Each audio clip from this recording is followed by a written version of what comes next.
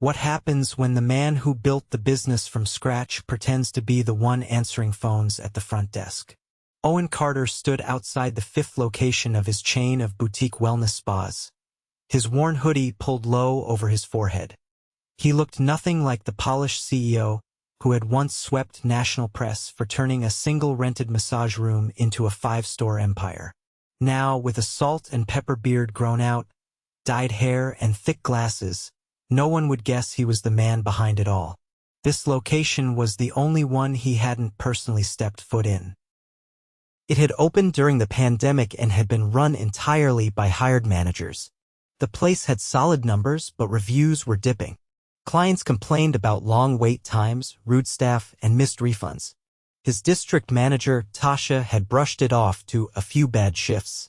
But something didn't sit right. So today, Owen was Noah, the new front desk trainee. Just another hire through their corporate staffing agency. No one had met him before. No photo of the real CEO was ever posted in stores. Owen had always preferred to stay behind the scenes. It helped now. No one blinked twice when he walked in. The spa was quiet for a Monday morning. Soothing music played overhead, but the front lobby had that stale, uncared-for feel. A young woman at reception looked up with tired eyes.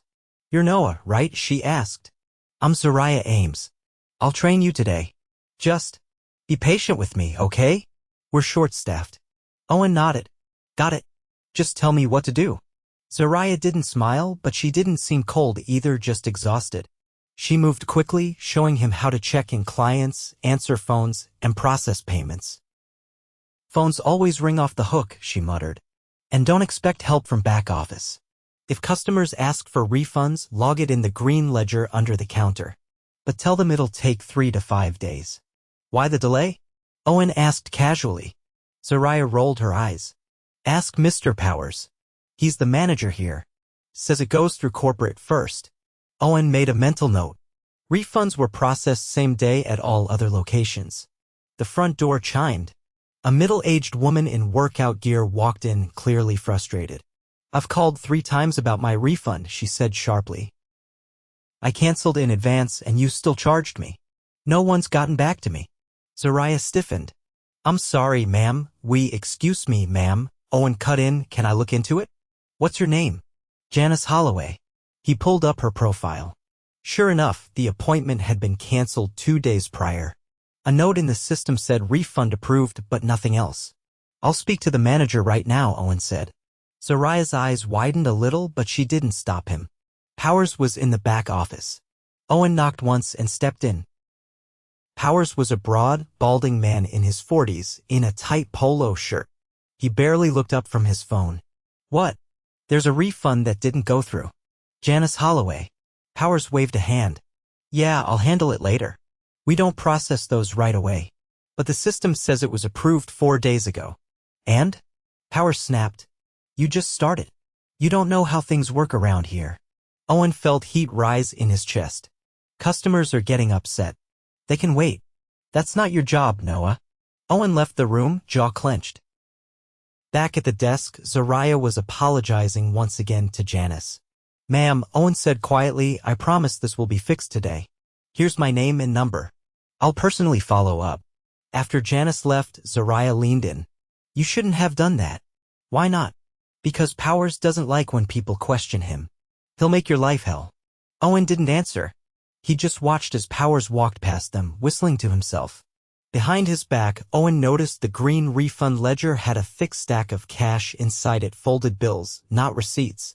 Something was wrong. Very wrong. Later that afternoon, another woman called about a missing refund. Owen checked the system approved. But when he asked Powers again, he got the same shrug off.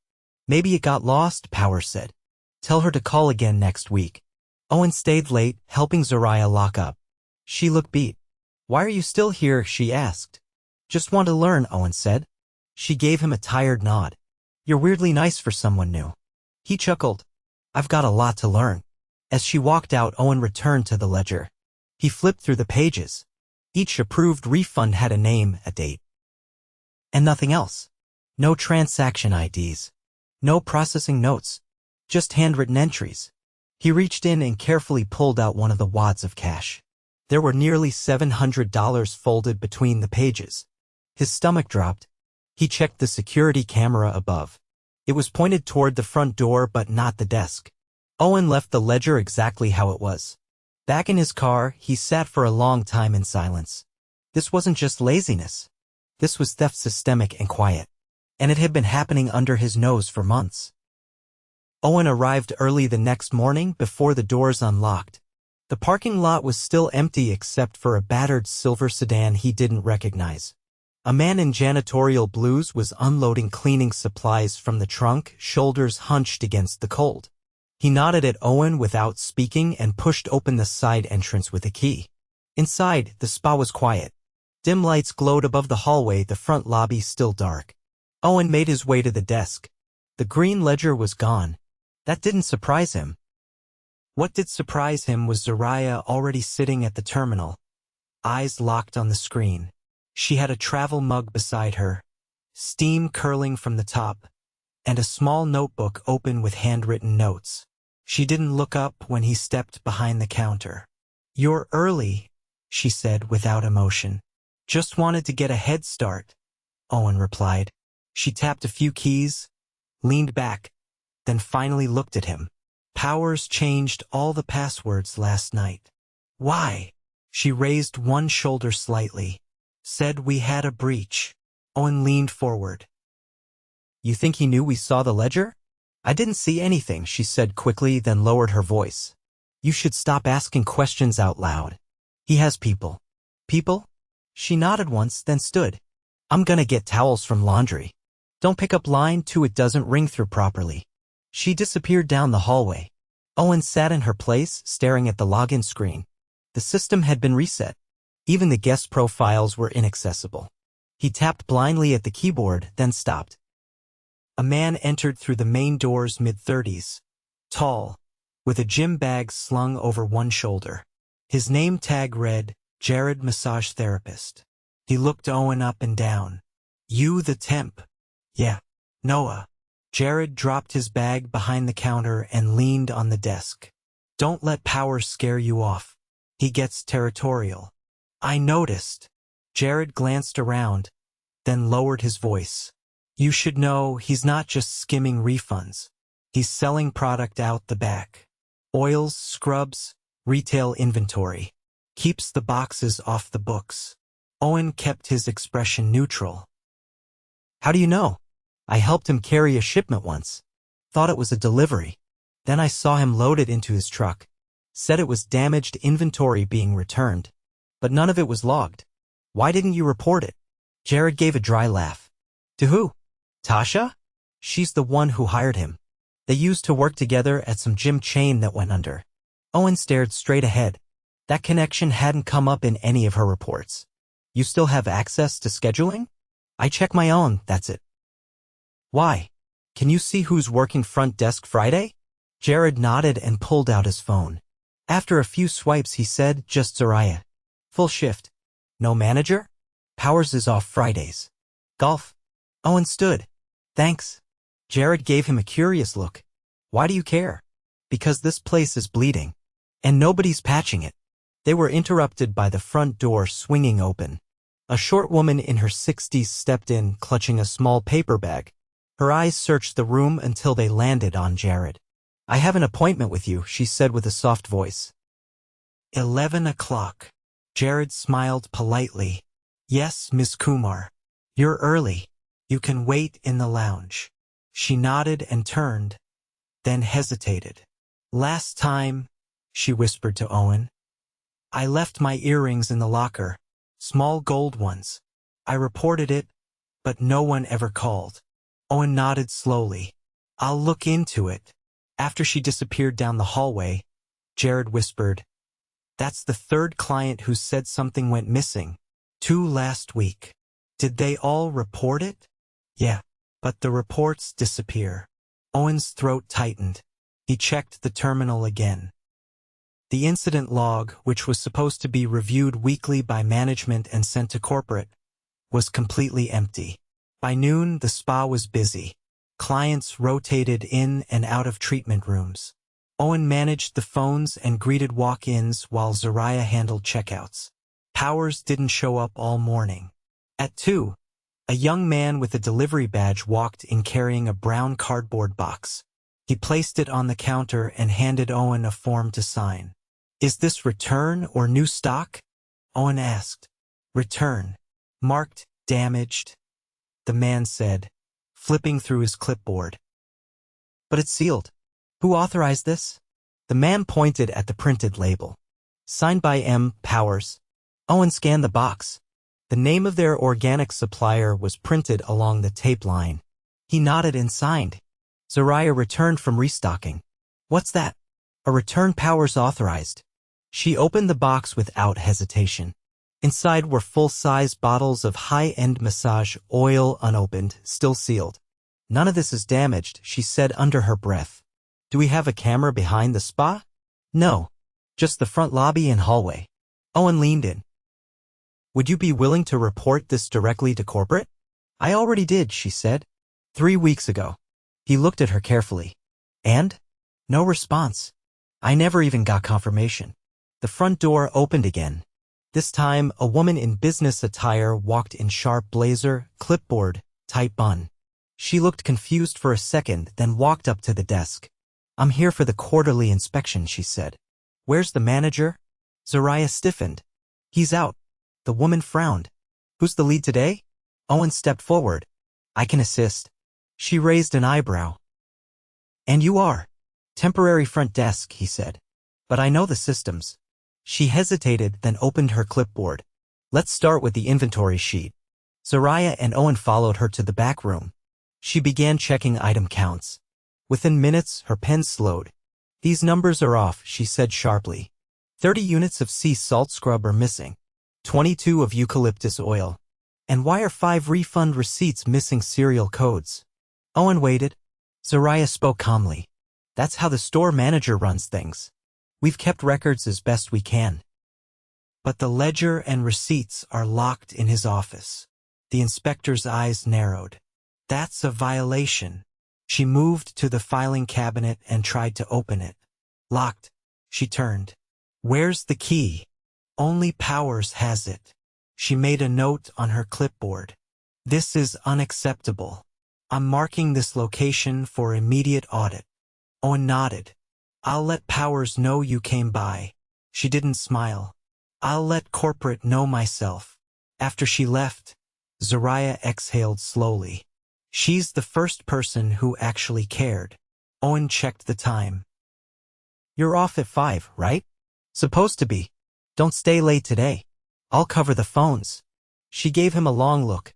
"You're not really just a temp, are you?" Owen didn't answer. She didn't press.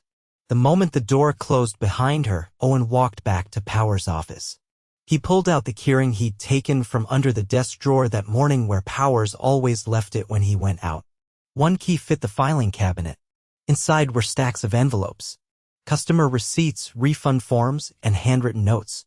Some were marked with client names and dollar amounts. Others were blank. At the bottom, he found a second ledger. This one had a list of product returns dated, labeled, and all marked with approved by MP.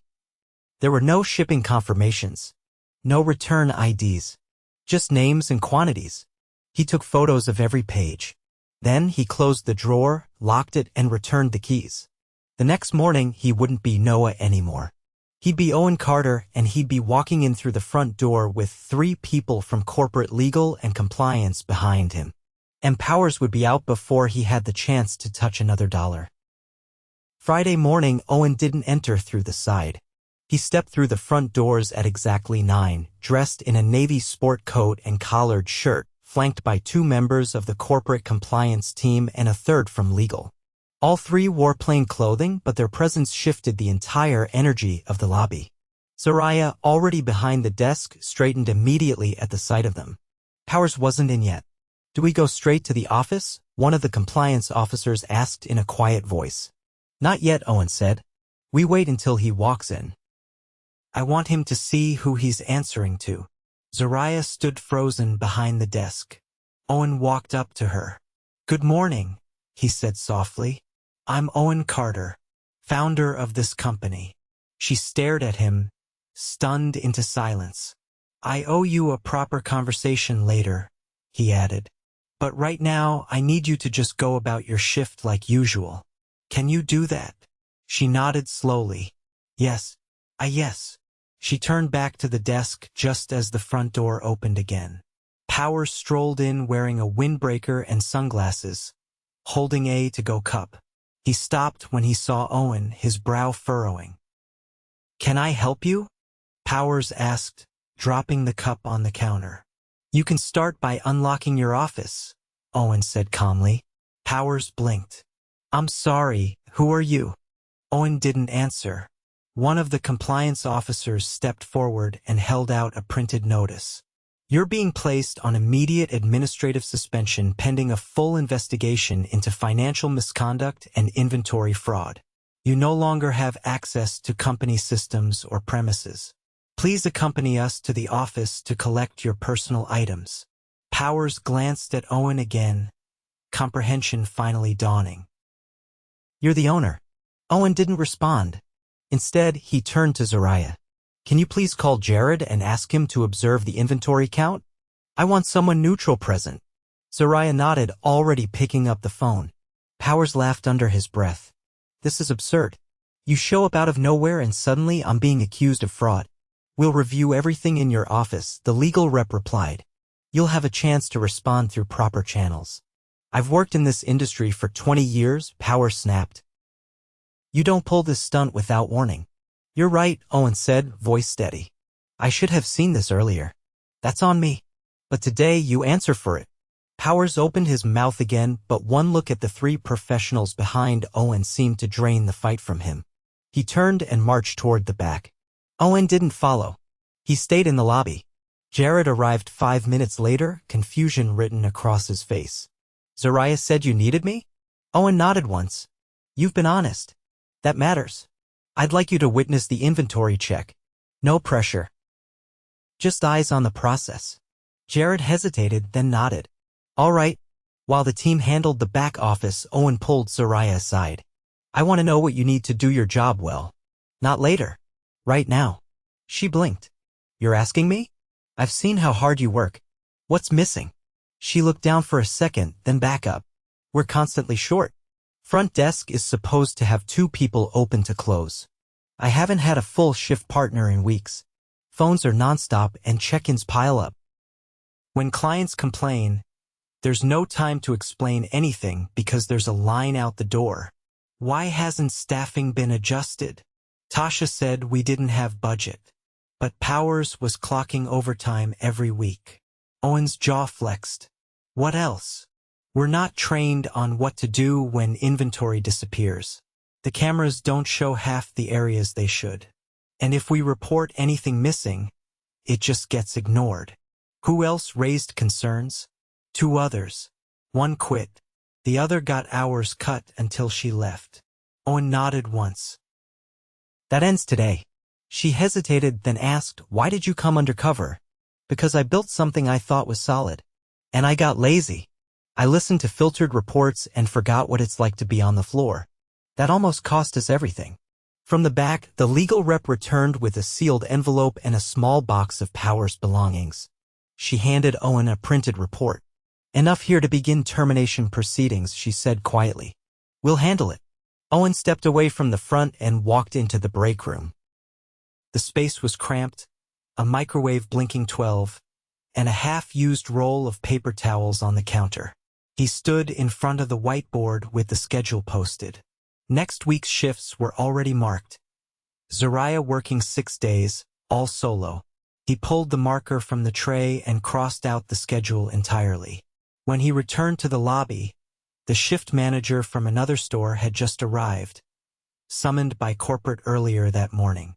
She gave Owen a quick nod and went to assist Zariah without missing a beat. Owen turned to Jared. You said Powers had help unloading product? Jared nodded. Couple of times I saw a guy in a black pickup. Never got a name. Could you describe him? Jared frowned. Short, thin, maybe early 20s. Didn't say much. Wore a hoodie and gloves. Could have been anyone. Did you ever see the license plate? No. But the last time, I saw Powers hand him an envelope. Owen exhaled slowly and looked toward the back hallway. The compliance team was still reviewing digital logs.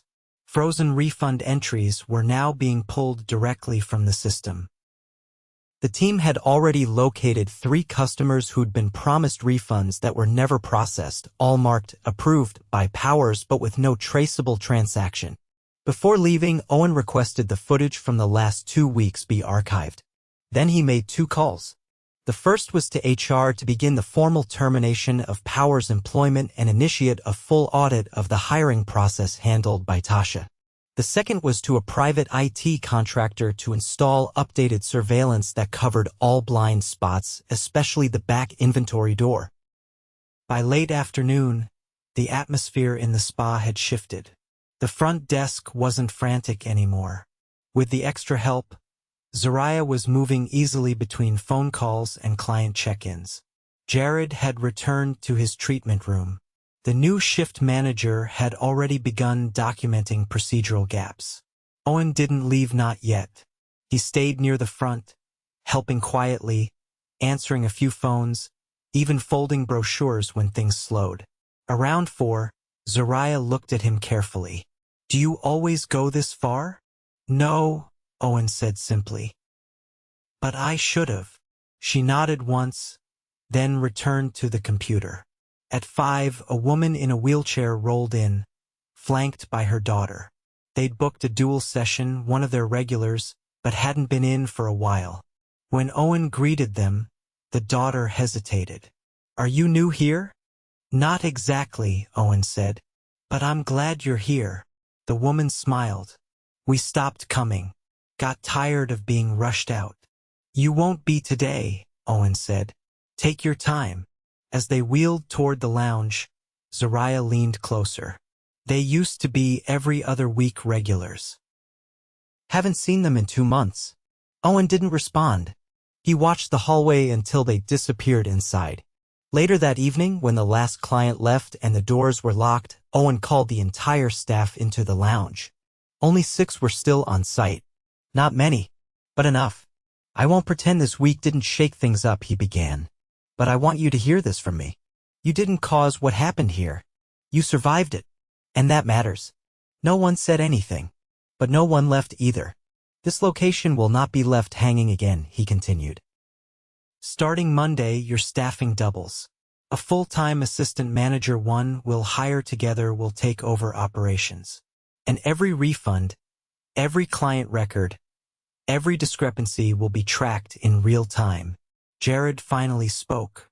"You'll keep watching?" "I'll be here," Owen said.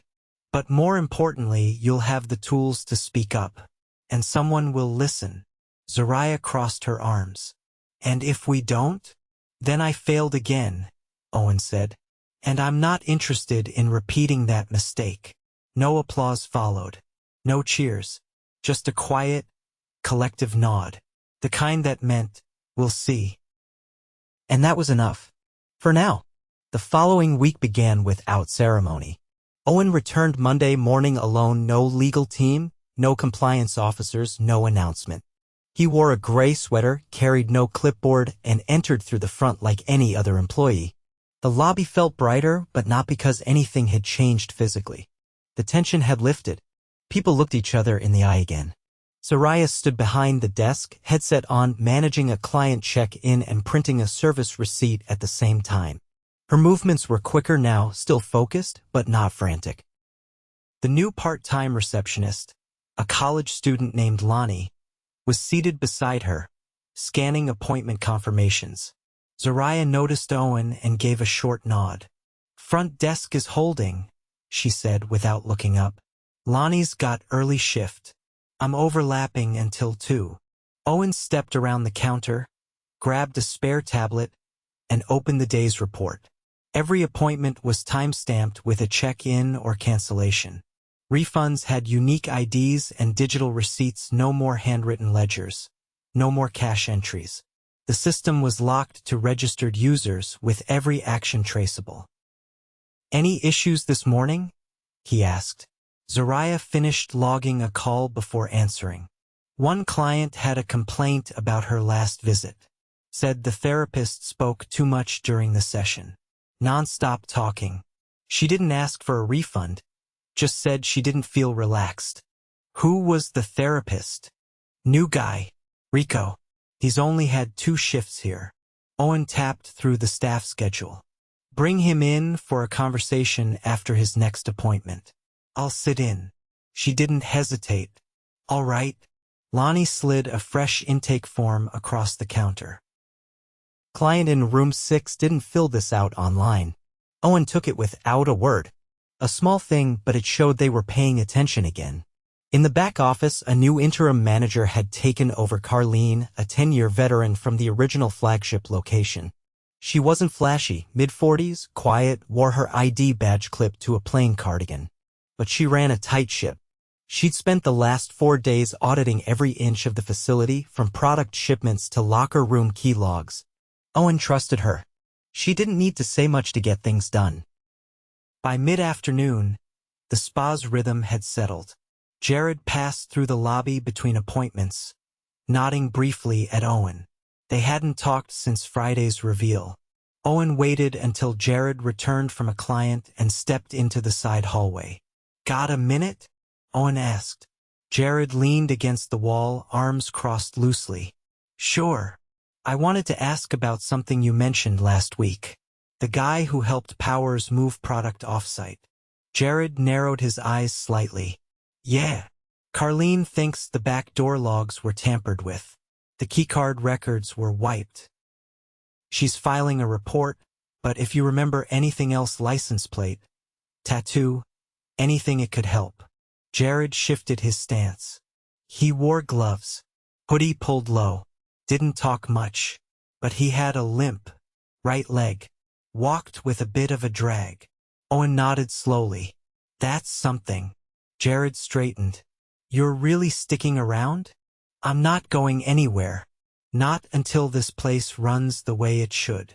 Jared gave a small nod and returned to his room. Later that day, Rico's conversation happened behind closed doors. Owen didn't lead with reprimands. He asked questions. Why had he talked so much during the session? Was he trained in silent cue reading? Did he understand how clients interpret nonverbal boundaries? Rico admitted he was nervous. Said he talked to fill the silence to keep things comfortable. He wasn't dismissive, just inexperienced. Owen assigned him to shadow another therapist for 3 shifts. No punishment, just structure. But he made it clear, another client complained and he'd be benched indefinitely. Owen didn't believe in second chances for misconduct, but he did believe in first chances that came with guidance. By Thursday, the audit was complete. Carlene called Owen into the office and laid out the numbers. About $1,200 in missing inventory over the last 6 weeks. All traced to the fake returns Powers logged. No evidence of other staff involvement. What about the refund trail? Owen asked. All client records have been accounted for. The missing ones were destroyed, but we issued reimbursements to every affected customer. We've contacted each one personally. Owen crossed his arms. Any blowback? Not yet. Most were surprised we followed up. One said she'd been telling people for months to avoid this location. She's coming back next week. Owen let that sink in. Payroll? He asked. Carlene flipped to another sheet. Powers clocked overtime he never worked.